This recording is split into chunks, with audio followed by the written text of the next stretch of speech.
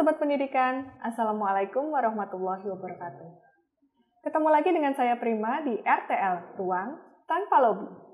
Ruangnya BPPMP Provinsi Jawa Tengah untuk ngobrolin segala hal yang berhubungan dengan pendidikan. Hari ini saya sudah kedatangan Ibu Ardiani Mustikasari. Beliau merupakan salah satu Widya Prada Madya di BPPMP Provinsi Jawa Tengah, sekaligus Wali Wilayah Kabupaten Temanggung. Assalamualaikum Bu Ardiani. Waalaikumsalam warahmatullahi wabarakatuh. Sehat Bu? Alhamdulillah sehat. Bagaimana kabar Mbak Prima? Alhamdulillah sehat Bu. Bu, saya mau bertanya-tanya tentang rapor pendidikan nih Bu. Sebenarnya rapor pendidikan itu apa sih Bu? Oh baik Mbak Prima. Rapor pendidikan ini merupakan bagian dari program Merdeka Belajar episode ke-19. Dan tujuan dengan adanya rapor pendidikan ini memastikan bahwa pendidikan berkualitas itu ada bagi seluruh rakyat Indonesia. Kalau mungkin Mbak Prima dulu mengenal rapor mutu. Iya, rapor mutu. Ya. Nah, ketika rapor mutu ini sekolah akan mengisi instrumen dengan ratusan butir instrumen dan membutuhkan banyak responden di sekolah itu seperti kepala sekolah, guru, siswa, komite sekolah gitu ya. Lalu bedanya sama yang rapor pendidikan ini apa Bu? Ya, di rapor mutu kita akan melihat ada 8 komponen rapor mutu dan 8 komponen itu adalah Standar Nasional Pendidikan. Sedangkan di rapor pendidikan itu basisnya memang sama 8 SMP.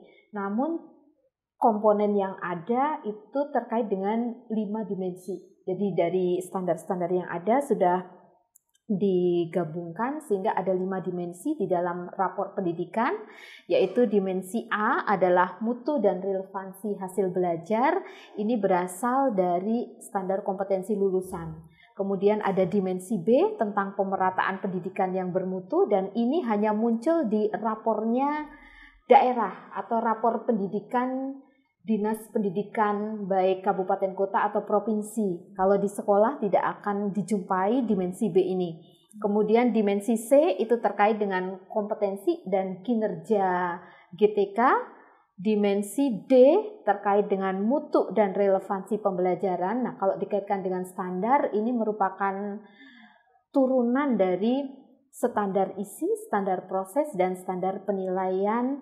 Dan dimensi E itu adalah pengelolaan sekolah yang partisipatif, transparansi, dan akuntabel. Nah, itu merupakan turunan dari standar pengelolaan, standar sarana prasarana, dan standar pembiayaan. Nah, seperti itu ya Bu ya. Terus sekarang manfaat rapor pendidikan ini untuk sekolah itu sebenarnya apa sih Bu? Wah, sekolah kalau ada rapor pendidikan ini sangat membantu sekolah dalam melakukan perencanaan program atau kegiatan peningkatan mutu sekolahnya, sehingga program atau kegiatan di sekolah ini benar-benar sesuai dengan kebutuhan. Kebutuhan maksudnya kebutuhan siapa? Ya, utamanya adalah kebutuhan dari siswa-siswi yang ada di sekolah, sehingga program atau kegiatan yang ada di sekolah ini merupakan program atau kegiatan yang berdampak pada siswa.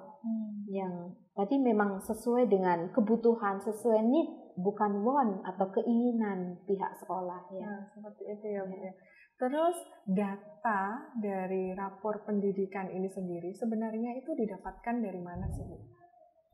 Oh baik Mbak, jadi ini ada kaitannya dengan kebijakan Merdeka Belajar yang lain. Kalau tadi di rapor pendidikan itu kaitannya dengan kebijakan Merdeka Belajar ke-19.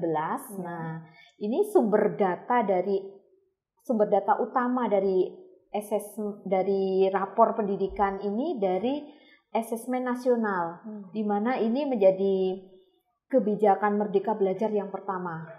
Ya, Mbak masih ingat kebijakan Merdeka Belajar ya Mbak Prima ya, di mana siswa tidak lagi mengikuti ujian nasional, tapi siswa-siswi yang di kelas 5, kelas 8 dan kelas 10 akan mengikuti asesmen nasional.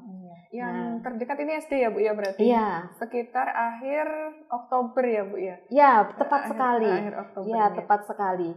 Jadi ini sangat erat kaitannya antara asesmen nasional dengan rapor pendidikan. Karena seperti kita ketahui bahwa asesmen nasional ini ada beberapa kegiatan yang dilakukan, yaitu asesmen kompetensi minimal, survei karakter, dan survei lingkungan belajar. Nah, di asesmen kompetensi minimal, siswa-siswi ini akan mengerjakan atau akan melakukan asesmen terkait literasi dan numerasi. Nah, ini akan masuk ke dalam dimensi A dari rapor. Dimensi A tadi mutu dan relevansi hasil belajar yang terdiri dari indikator level 1-nya. A1 adalah literasi, A2 numerasi, dan dari survei karakter nanti akan masuk ke dalam A3 karakternya, dan dari survei lingkungan belajar nanti akan masuk pada dimensi D. Dimensi D yaitu relevansi mutu dan hasil belajar. Nah, sedangkan dimensi yang lainnya ini AN ini bukan satu-satunya sumber data yang ada di rapor pendidikan, tapi juga dilengkapi dengan data Dapodik, sehingga sekolah ini juga perlu selalu mengupdate data Dapodiknya agar rapor pendidikan valid. Nah, ada di kabupaten tertentu, khususnya Kabupaten Temanggung tadi juga sudah melakukan helpdesk dalam memvalidasi Dapodiknya, Mbak Prima. Ya. Dan ada juga sumber-sumber data yang lainnya nanti yang akan digunakan untuk melengkapi dari rapor pendidikan ini. Nah, Bu Ardiani, terima kasih sekali loh untuk kehadirannya kali ini. Tadi sudah dijelaskan tentang apa itu rapor pendidikan dan apa manfaatnya untuk sekolahan. Tapi sebenarnya tuh masih banyak pertanyaan yang pengen saya sampaikan sama Ibu. Cuma karena waktunya terbatas, jadi kayaknya kita akhiri dulu RTL kali ini ya Bu ya.